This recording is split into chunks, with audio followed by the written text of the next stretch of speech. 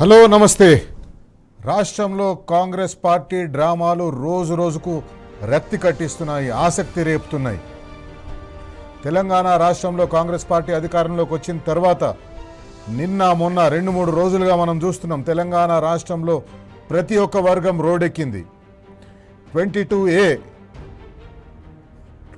Registration చట్టం 22A ప్రకారం దాంట్లో నిషేధిత భూముల జాబితాలో ప్రైవేట్ భూములను పెట్టి, అసైన్డ్ భూములను పెట్టి ఏ రకంగా పొంగులేటి శ్రీనివాసరెడ్డి, ఏ రకంగా రేవంత్ రెడ్డి బ్రోకర్లు అందరూ కలిసి ప్రజల భూములను దోసుకునే స్కెచ్ చేసిందో మనం చూసినాం.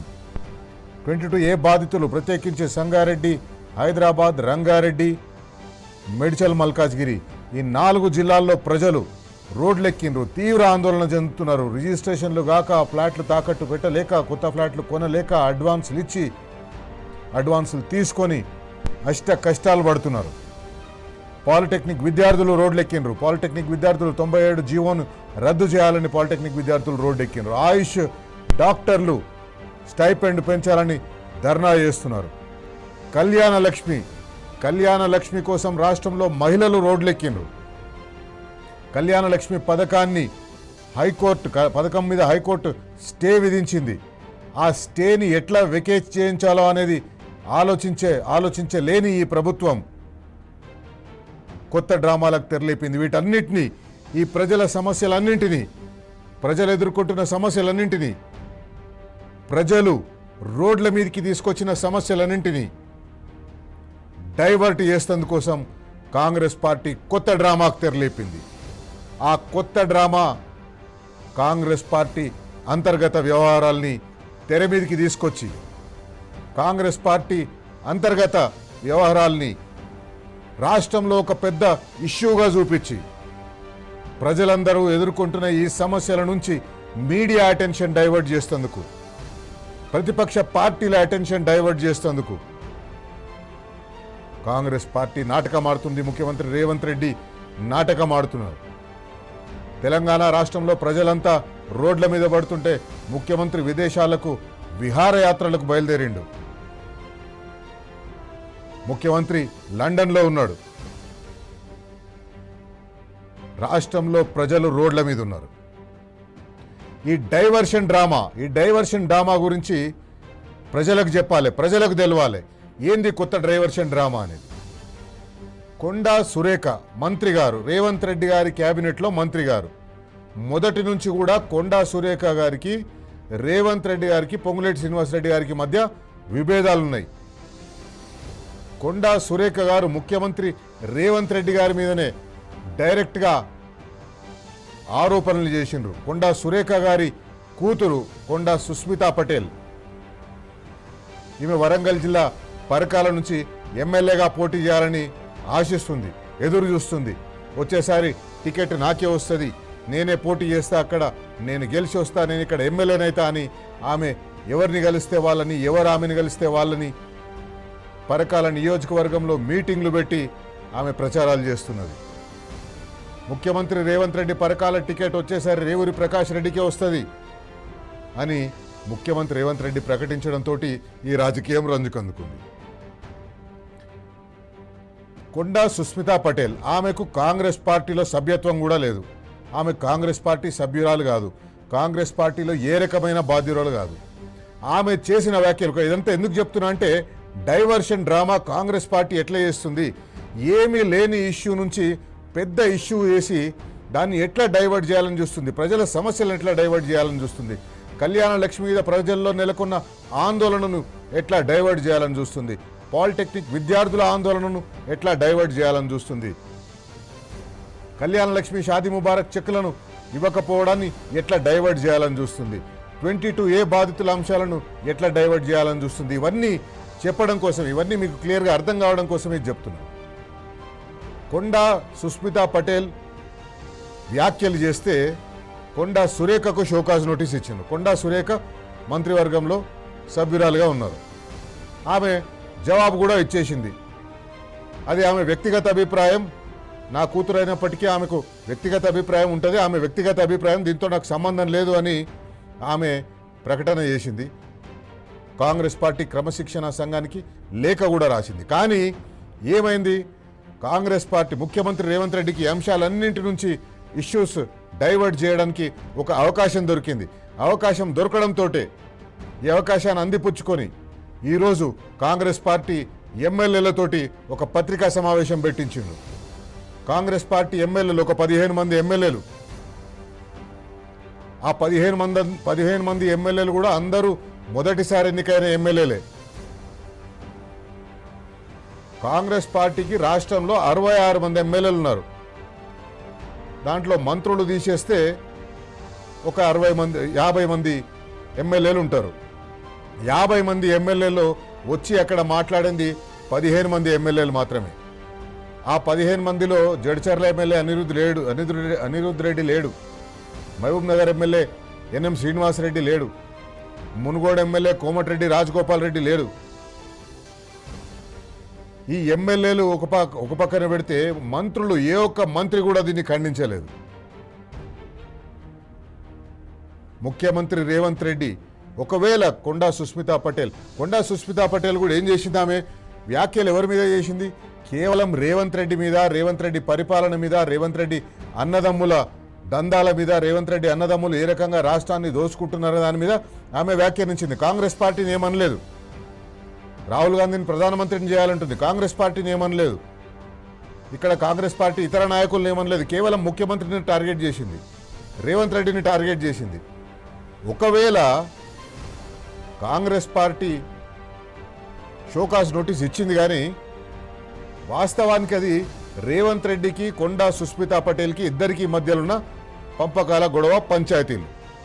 ఈ పంచాయతీలని ముఖ్యమంత్రి రేవంత్ రెడ్డిని ఒకవేళ కొండా సుస్మితా పటేల్ గనక అవమానించినట్టయితే, తిట్టినట్టయితే, లేదా అనరాని మాటలు అన్నట్టయితే ముఖ్యమంత్రి రేవంత్ రెడ్డి ఏం చేయాలి, ఒక మాన్హాని ముకద్మా అంటే పరువు నష్టం దావా వేయాలి. అంతేగాని కాంగ్రెస్ పార్టీ తోటి కొండా సురేఖకు షోకాజ్ నోటీస్ ఇచ్చి కొండా సుస్మితా పటేల్ చేసిన వ్యాఖ్యల మీద వివరణ ఇవ్వండి అంటేనే ఇక్కడ వాళ్ళ డైవర్షన్ డ్రామా అర్థమైపోతుంది. మనకు వాళ్ళు డైవర్ట్ చేసేందుకోసం ఇదంతా చేస్తున్నారని అర్థమైపోతుంది. ఎమ్మెల్యేలను ఆగమేఘాల మీద పిలిపించి కాంగ్రెస్ లెజిస్లేచర్ పార్టీ ఆఫీస్లో ప్రెస్ కాన్ఫరెన్స్ పెట్టించి ముఖ్యమంత్రి రేవంత్ రెడ్డి మీద చేసిన వ్యాఖ్యలను ఖండిస్తున్నారు. కొండా సురేఖను మంత్రివర్గం నుంచి బర్తరఫ్ చేయాలంటున్నారు.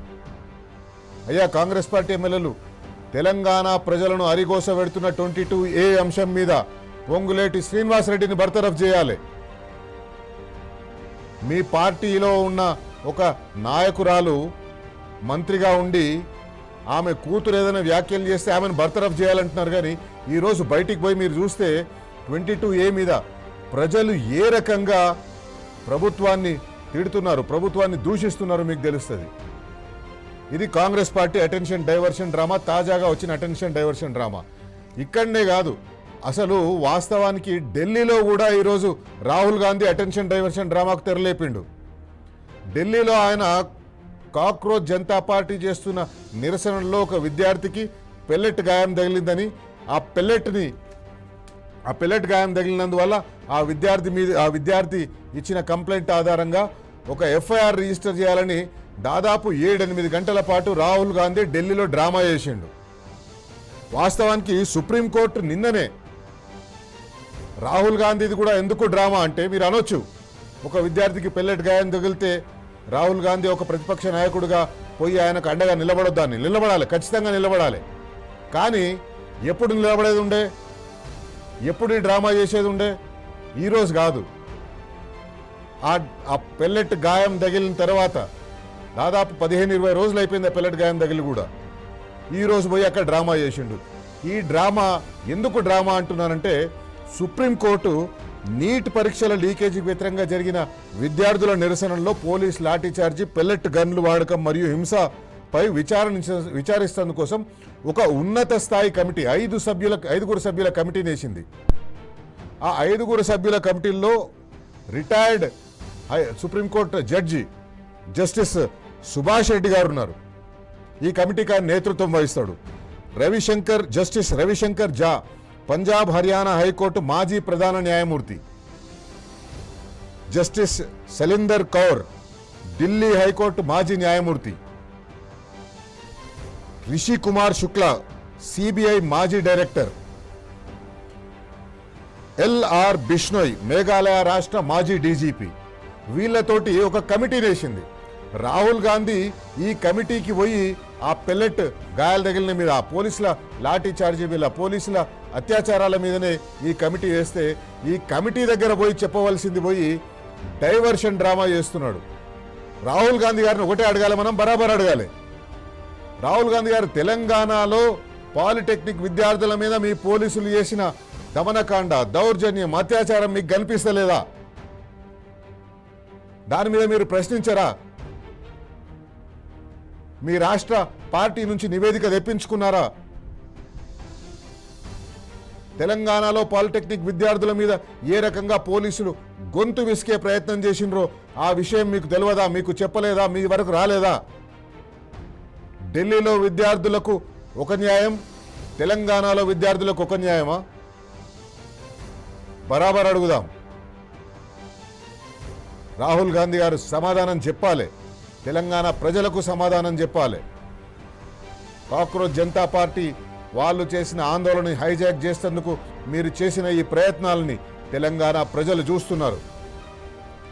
కాక్రోచ్ జనతా పార్టీ మీద, కాక్రోచ్ జనతా పార్టీ ఆధ్వర్యంలో నిరసనలు తెలిపిన విద్యార్థుల మీద మీరు చూపిస్తున్న ప్రేమని తెలంగాణ ప్రజలు చూస్తున్నారు. అదే ప్రేమని ఇక్కడ తెలంగాణ విద్యార్థుల మీద మీరు ఎందుకు చూపిస్తలేరు? ఫీజు రీయింబర్స్మెంట్ రాక విద్యార్థులు అరిగోసపడుతున్నారు. పాలిటెక్నిక్ విద్యార్థులు రోడ్లెక్కిండ్రు.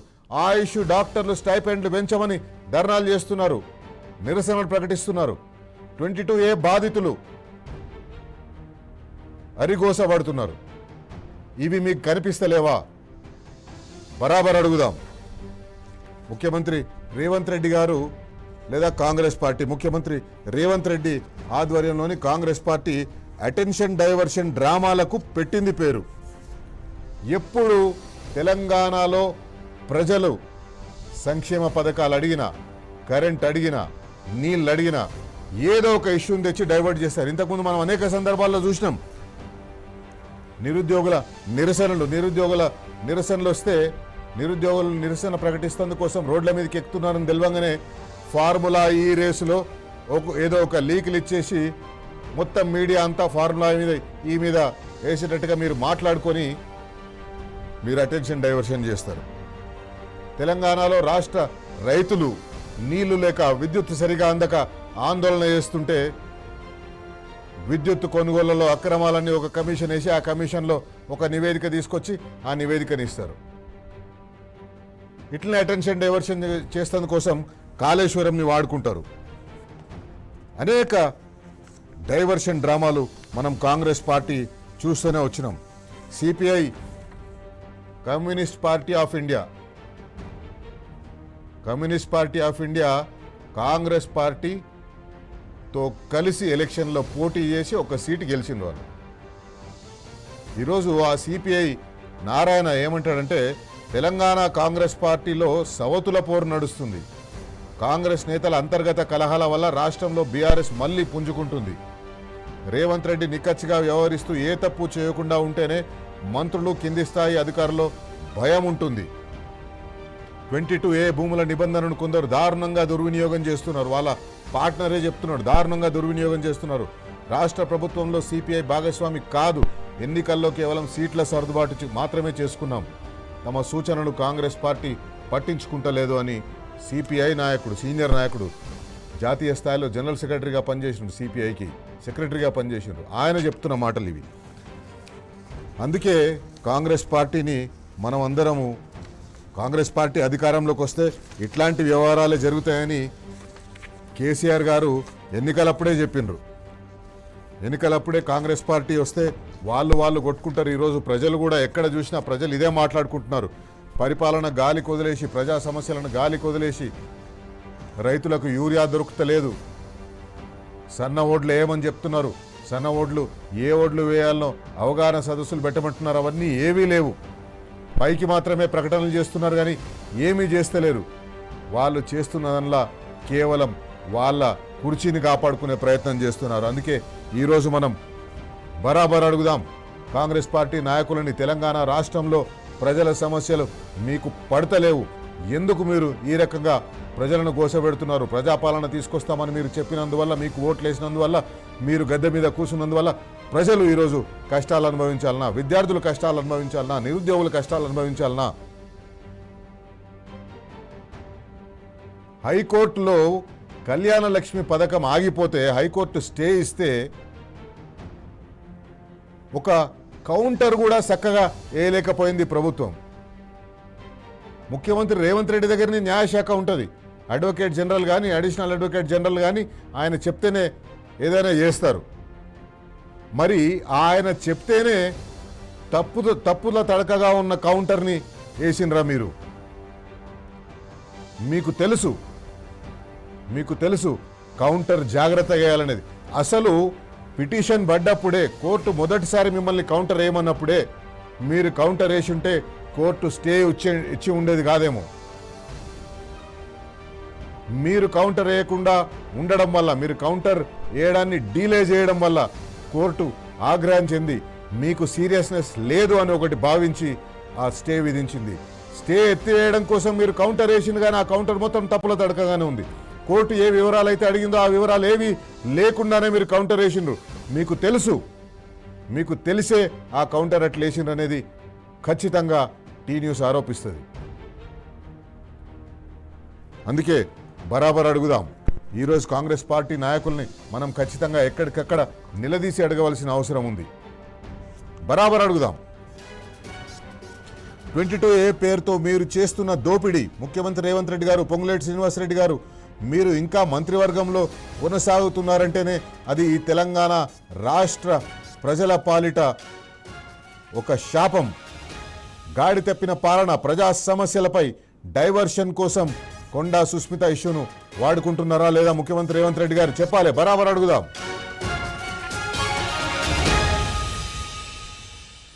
పాలిటెక్నిక్ విద్యార్థులు, ఆయుష్ విద్యార్థులు, 22A బాధితులు, నిరుద్యోగులు, ఉద్యోగులు రోడ్లెక్కుతున్నారు.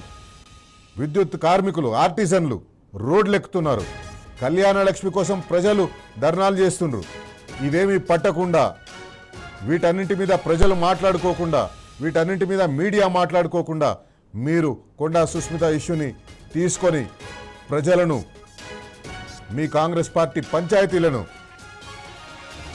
ప్రజల మీద రుద్దుతున్నారా? బరాబర్ అడుగుదాం.